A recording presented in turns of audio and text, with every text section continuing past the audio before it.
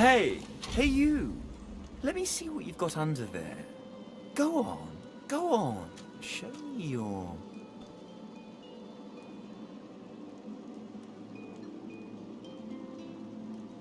pecker! Wait. Do you even have a pecker?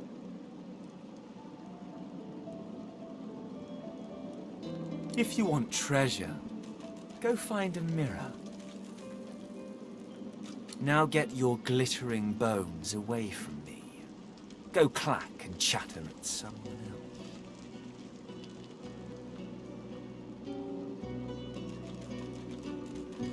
Oh, please.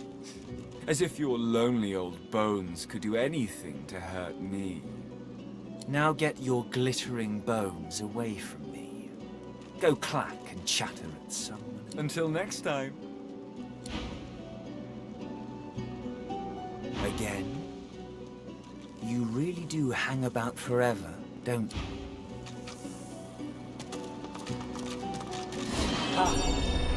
Here today, gone tomorrow. An illusion. Life's a dream. This fellow must be quite proud of himself.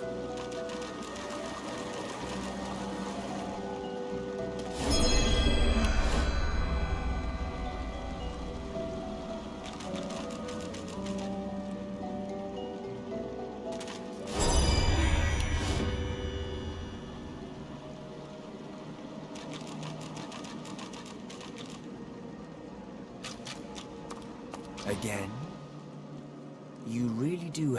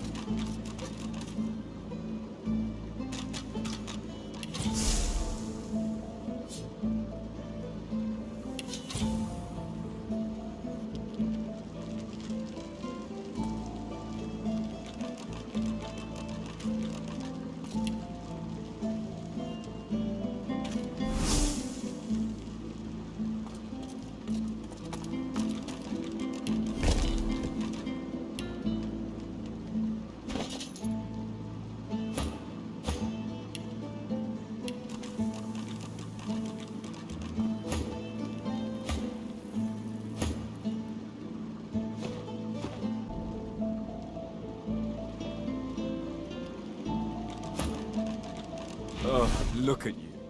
Tell me, do you always slink around with the air of a child caught drawing naughty pictures in church? What are you so afraid of, lad? Daddy's bell? Or is it Daddy's pecker?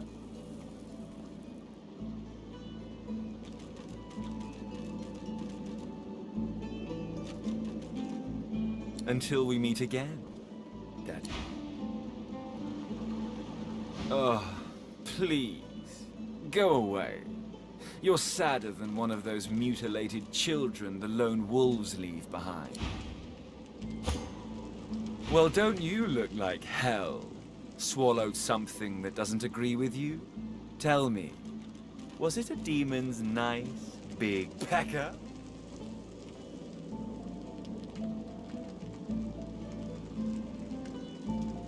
Let me speak to whoever's really in charge. Or shut up. And once it's strong enough, you'll be little more than a meat carcass for it to use however it pleases. Oh, you poor thing. You really think I'm going to answer to you, don't you? We both know who's really in charge, don't we? And once it's strong enough, you'll be little more than a meat... You're embarrassing yourself. Leave before you hurt...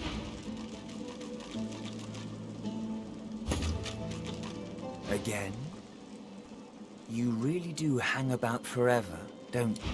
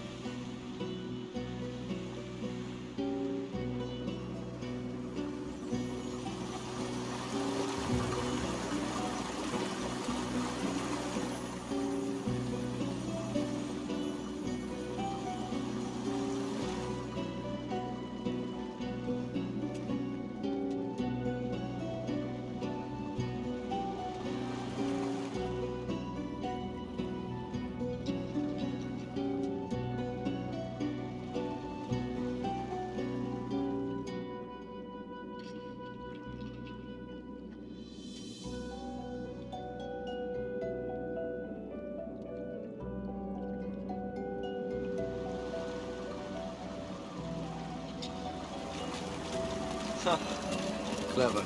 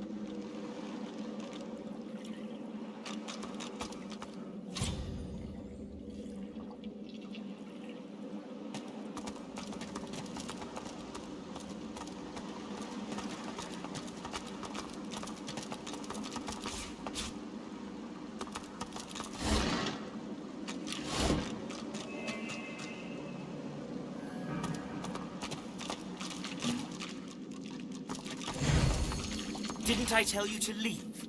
Wasn't I clear that you're not welcome here? You can't teach a fool anything.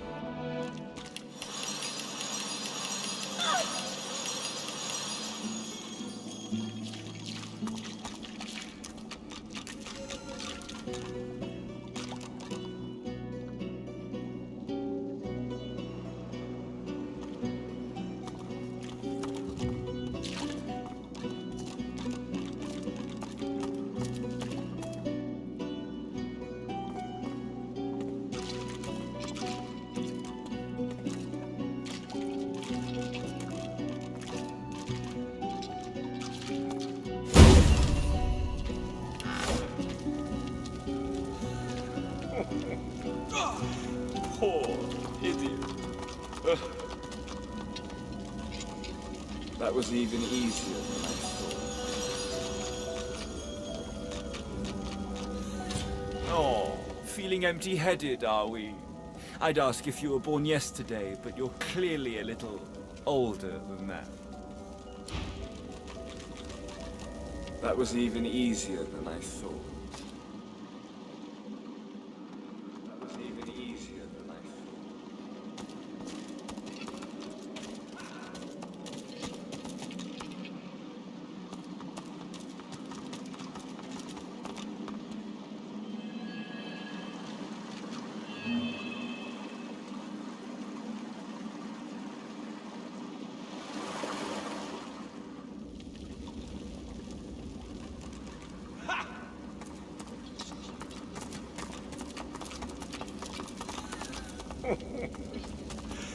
Poor idiot.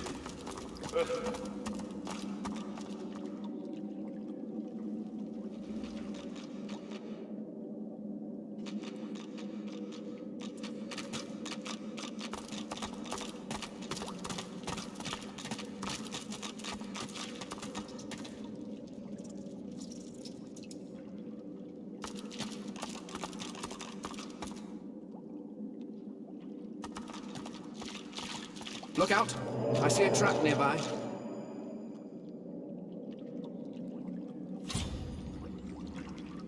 A trap! Better give it a wide berth.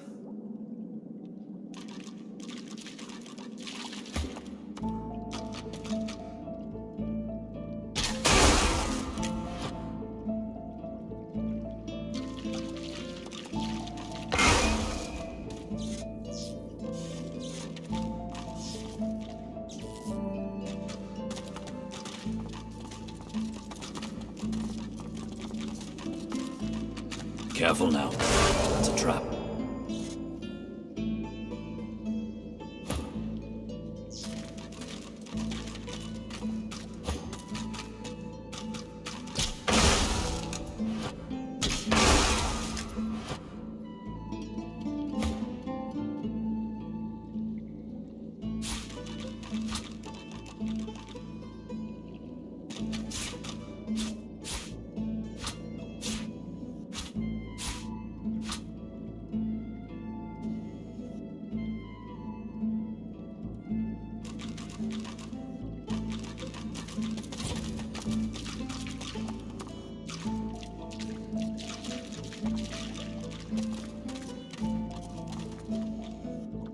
That was even easier than I thought.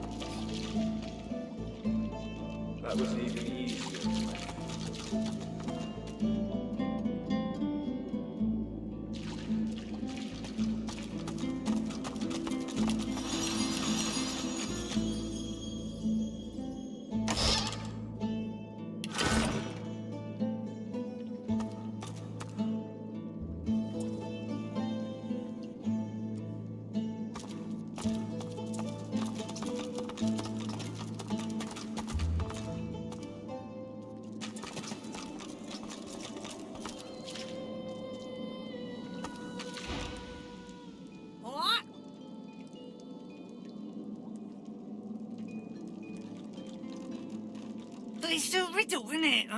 A conundrum. What's it you'll have to solve? I thought you looked clueless, right? Thing is, it's about the letters, isn't it?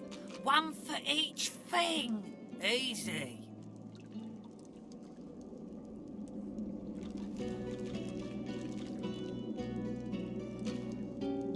Yeah, sure. Hope you don't die. Yeah, you're good, are you? Thought as much. Well, nice to meet you too. Rude thing.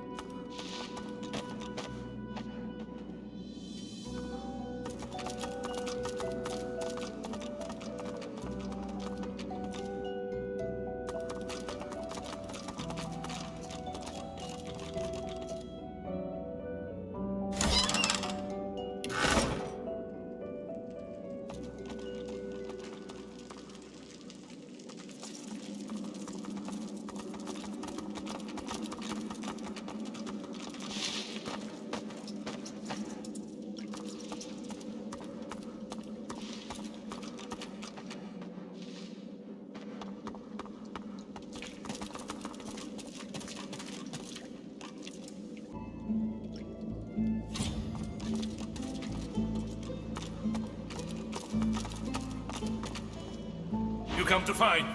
You come to search. But you won't find the way. A pity. Brackus has willed it. Trompe-l'oeil must abide. You have met the unfortunate guardian of this vault.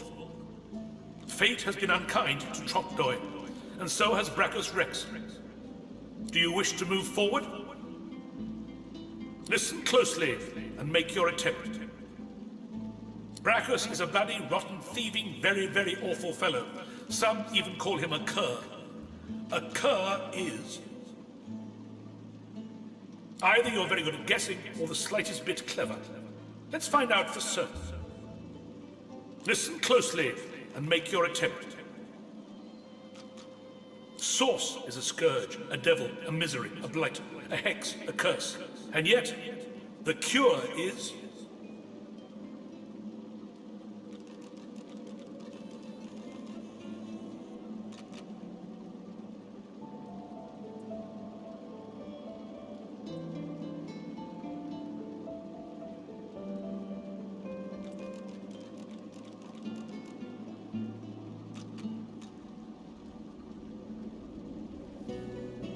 Perhaps you're not totally incapable after all. Or maybe Trompe-l'oeil told you the answers, is that it?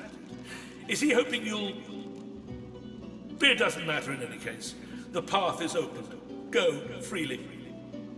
I know little, but you have proven yourself a knowing traveler. I will answer what I can.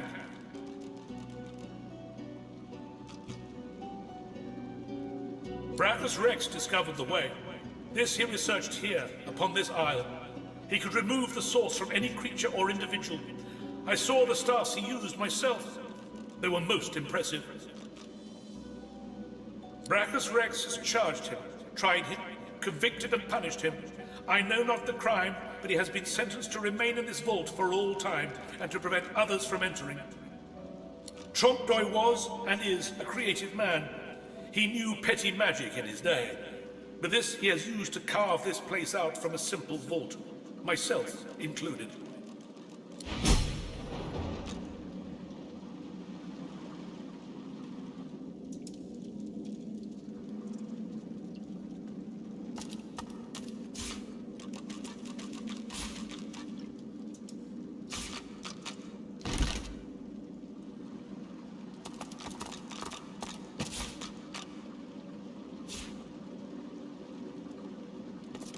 And you thought Rivellon was flat?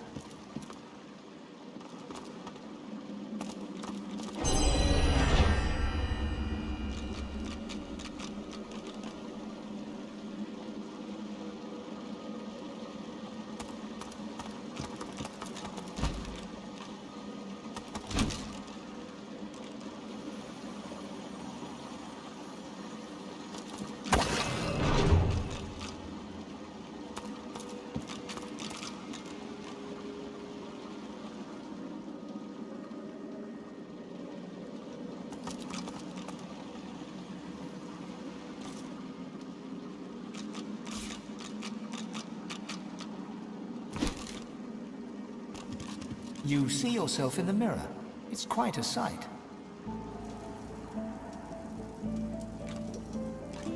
You see yourself in the mirror. It's quite a sight.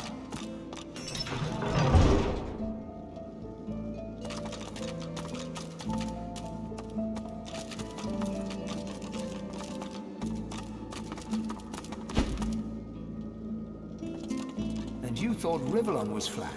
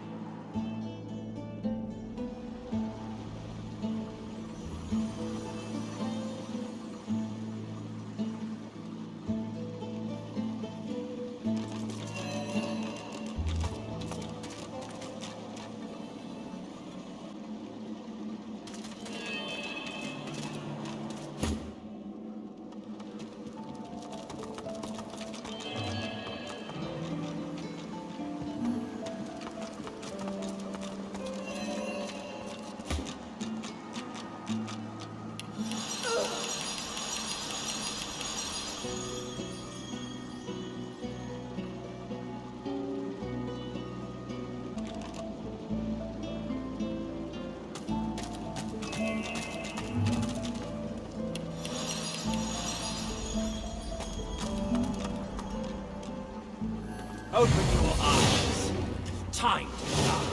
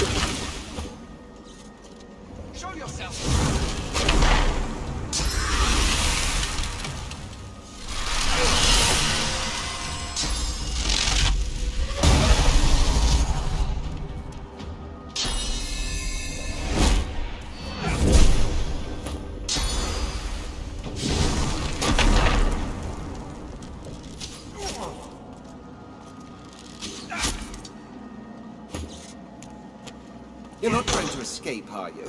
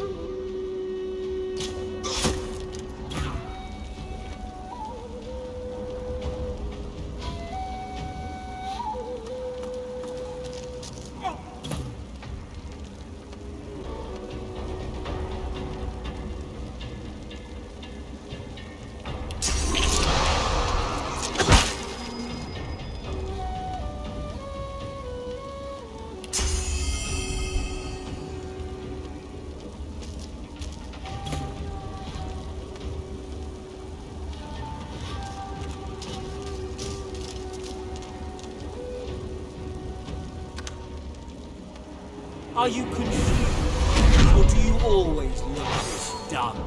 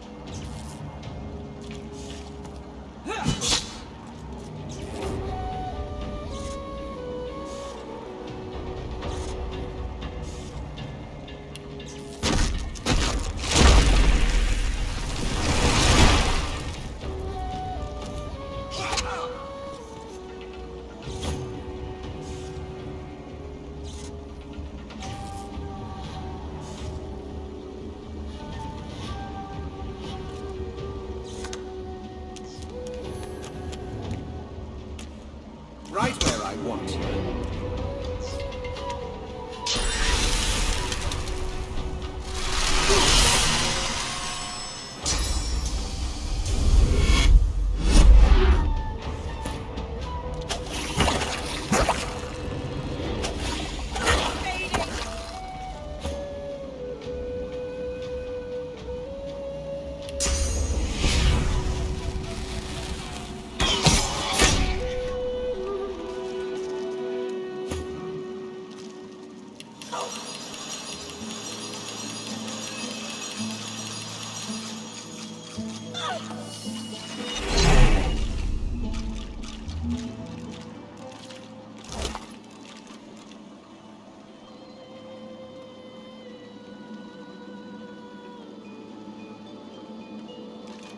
As you pick up the ring, you feel a cold, dark pain shoot up through the bones of your arm. Your mind itches. You don't hear, but feel a whisper in the cavity that functions as your ear. It tells you to slip the ring onto your finger.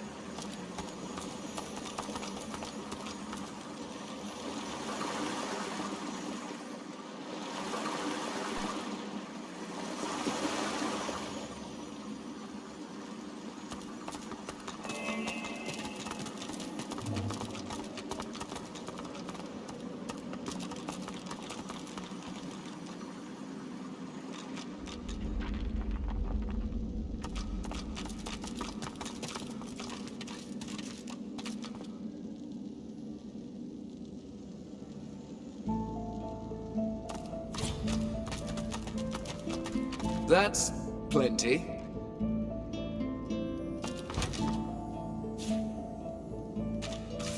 Look at that wand. It hums with inner source.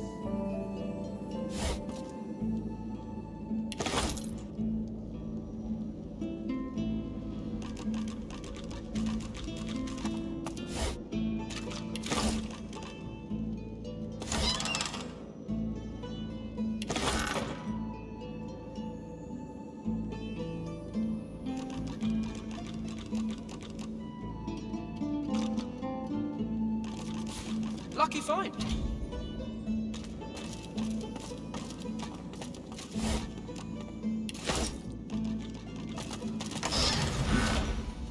You made it all this way.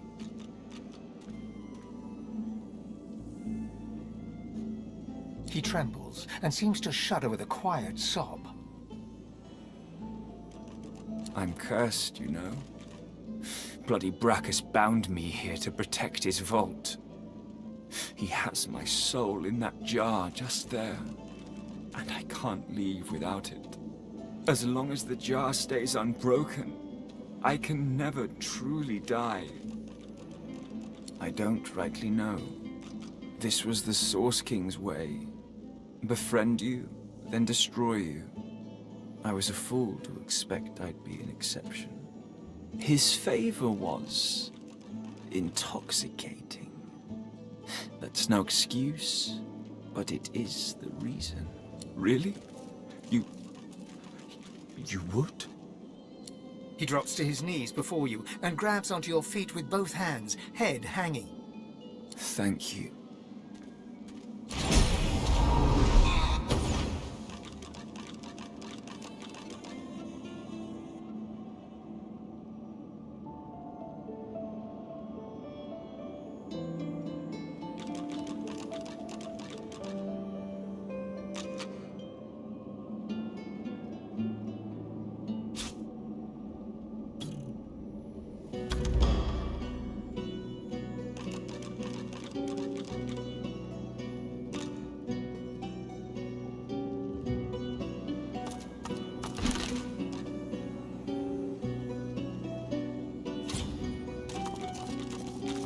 The jar before you may have looked opulent once, but no longer.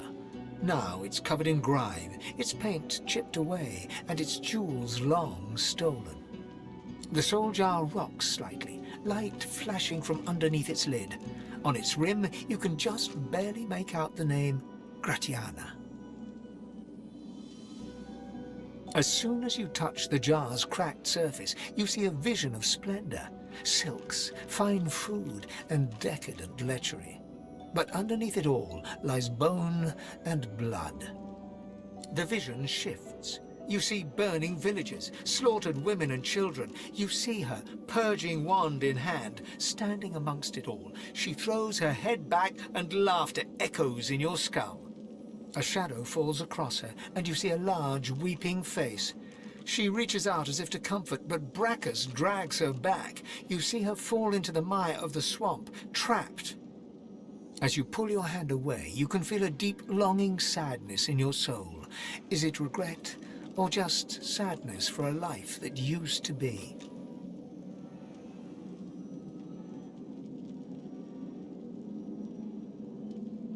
Gratiana's soul flits through the air, eyes wild and desperate. She turns to you as her spirit starts to fade from this world. Freedom! But I'm not ready! No, you can't! No! The terrible vision fades.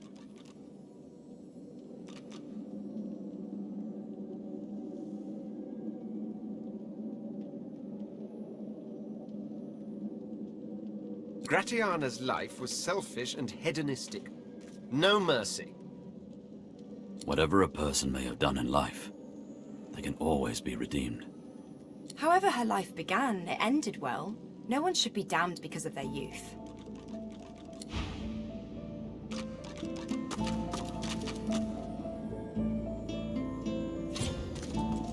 This jar glitters and glows. From within, you think you can make out the distant sound of laughter. With a jerk, Your mind is pulled to a scene in a tavern. You see a dwarf in the center of the room, joking us all around roar with laughter. All bar the zombies, who are slavishly serving food and drink. The door opens, and a tall, beautiful woman stalks into the room. She's flanked by heavily armed guards. You can't make out her words, but see the fear in the dwarf's eyes. The dwarf mutters a word, and the undead lurch towards the intruder, but are cut down like wheat. The dwarf tries to run, pushing her friends into the woman's path, but is grabbed before she can escape. As she's dragged away to a tower, you hear her cursing Brackus Rex and his whore. Even when she's thrown inside and the door sealed, you can still hear her shouts. You pull your hand away from the jar, your head swimming. You can feel the dwarf's cold terror still throbbing in your bones. The jar shatters like glass, but a spirit rises from the shards like smoke. The ghost of a dwarf, bedecked in necromancer robes, winks and blows you a kiss before slowly fading to nothing. Oh, beautiful. Thank you. My death waits. The vision fades.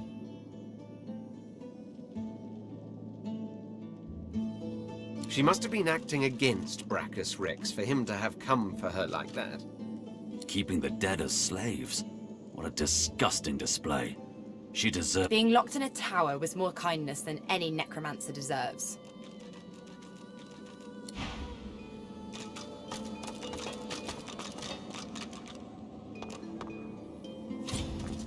The jar on the plinth before you seems ancient, but is in surprisingly good condition. It's covered in pictograms that you can't understand, but you're sure you just saw one of them move. The pictograms spin to life, and you're dragged into a dream. You see the lizards of the ancient empire turning their backs on you, casting you out into the wilderness. As you roam, the human apes turn away from you, all but one. One smiles, one opens his arms, one says he'll take you home. Brackus Rex. He promises power for a price. He picks off your golden scales, one by one, stripping you down to the bone. He promised you a crown, but all you got was shackles. You try to fight, try to reclaim what's yours, but a woman takes you by the hand and leads you to a tower. He promised he'd take me home, you cry. You are home, she smiles as she seals the door. This is where you belong. Your hand drops away from the soul jar, your bones tingling. In the back of your mind, you hear a small, scared voice whimper before fading to nothing. You see a shape emerge from the ruins of the broken jar, a lizard in the finest necromancer robes. It grudgingly nods at you as it starts to fade from the mortal realm. Farewell to flesh. Farewell. The long-dead lizard's visions fade.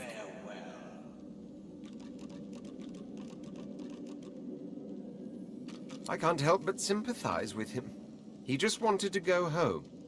No amount of loneliness excuses wickedness. He helped a monster for selfish reasons. What he did shames his people.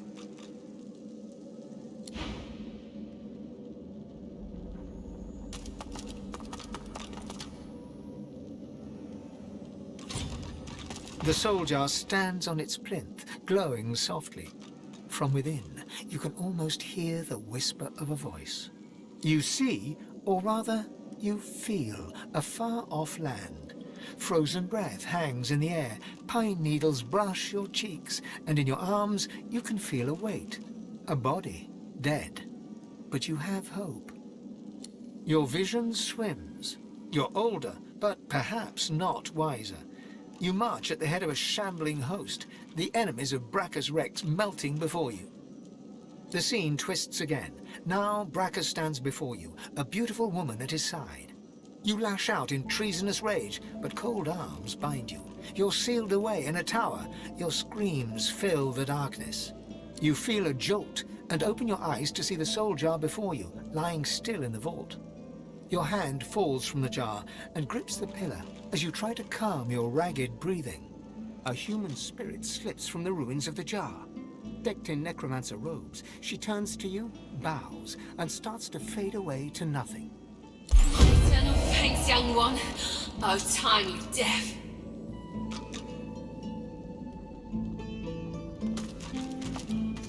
The necromancer's memories fade to black, but the feelings remain.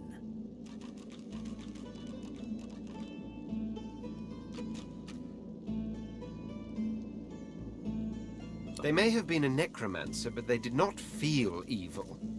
Misguided, perhaps. Anyone who marches at the head of an undead host deserves whatever punishment they get. One must wonder how many more lives they took. How much misery the scum caused.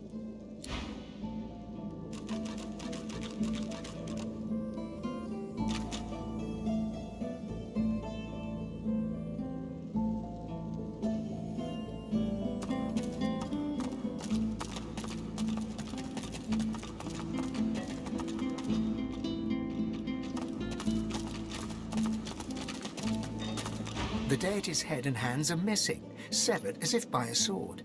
You can't tell if this was meant to be symbolic somehow, or a mere act of vandalism.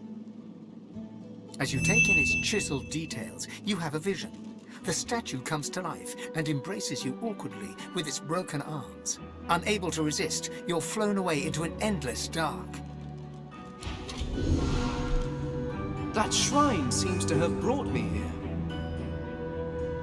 What is this place? Marcus, where are we? No leaves, no trees, no soil. This is horrific!